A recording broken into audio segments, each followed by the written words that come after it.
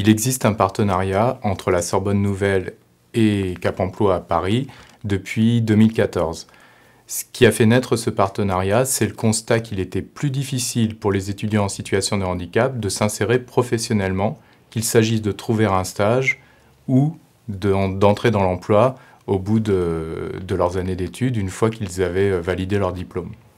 Notre service accompagne des personnes en situation de handicap dans leur accès à l'emploi et aide également des employeurs privés ou publics à recruter des travailleurs handicapés dans le cadre de l'obligation légale d'emploi de travailleurs handicapés. Pour rappel, toute structure professionnelle, établissement privé ou public, doit embaucher 6% de ses effectifs parmi les travailleurs handicapés. J'ai pris contact donc, avec Cap Emploi qui m'a accompagnée dans toutes les démarches administratives, notamment dans l'obtention d'une aide pour la prise en charge de mes frais de transport, puisque à l'heure actuelle, je ne peux pas me rendre de mon domicile jusqu'à mon lieu de travail en transport en commun. Donc je viens en transport adapté, ce qui a un certain prix et ce qui, heureusement pour moi, peut être pris en charge par des aides diverses et variées. Donc Cap Emploi m'a aidé à monter ces dossiers-là et a également aidé mon employeur à obtenir les aides auxquelles il pouvait prétendre en tant que recruteur d'une personne handicapée.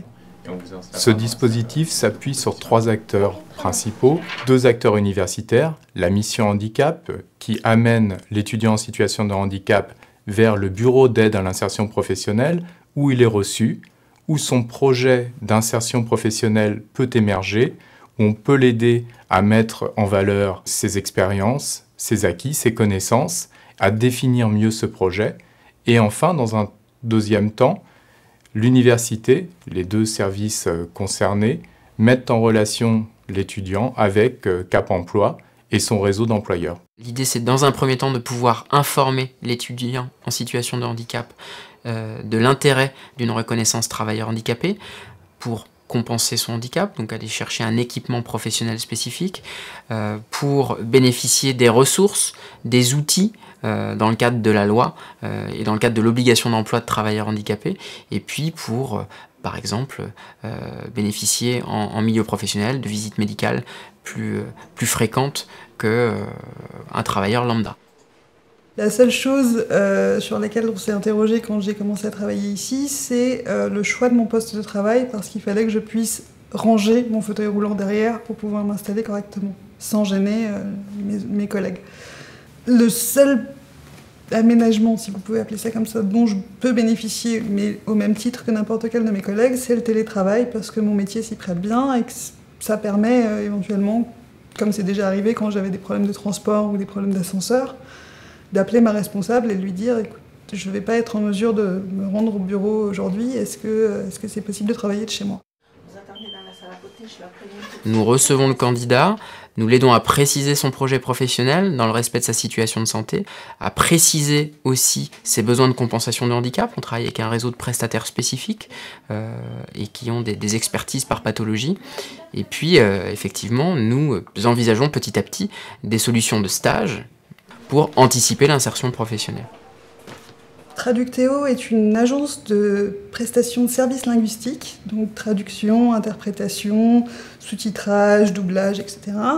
Dans la mesure où je suis ce qu'on appelle une traductrice généraliste, je travaille surtout personnellement dans de la communication d'entreprise, mais je peux être amenée par exemple à relire des traductions médicales, juridiques, techniques, etc. Diffusez votre profil partout, ne restreignez pas vos choix. C'est une erreur que j'avais faite au départ en me disant je vais viser des plus grosses entreprises parce qu'ils seraient plus à même d'être intéressés par un profil de salariés handicapés parce qu'ils peuvent bénéficier de plus d'aide. Ici, on est dans une entreprise de moins de 10 salariés qui n'était absolument pas concernée par les accords mis en place et qui n'avait pas vraiment réfléchi à la question de l'embauche d'une personne handicapée, et tout se passe très très bien. On a, nous, un vrai intérêt à rassurer les uns et les autres. L'étudiant sur l'intérêt de son profil pour l'employeur, véritablement, et l'employeur, sa capacité, en lien avec nous, à l'accueillir et à lui proposer des missions intéressantes. Par exemple, moi, au moment de mon entretien, la question du handicap a quasiment pas été abordée parce que, justement, j'ai dit à mon patron toutes ces questions-là pourront être réglées grâce à un accompagnement extérieur. Donc, ça a permis de recentrer l'entretien et nos premières communications uniquement sur mes compétences et sur ce que je pouvais apporter à l'entreprise. Véritablement, la mission handicap, le BAIP sont plongés dans la vie universitaire et le Cap Emploi a tout son rôle à jouer dans l'information, l'anticipation, l'aide à l'anticipation pour ces étudiants de leur avenir professionnel. Et donc voilà, nous portons un diagnostic professionnel en lien avec Sorbonne Nouvelle et nous l'aidons véritablement à construire une route pour la suite.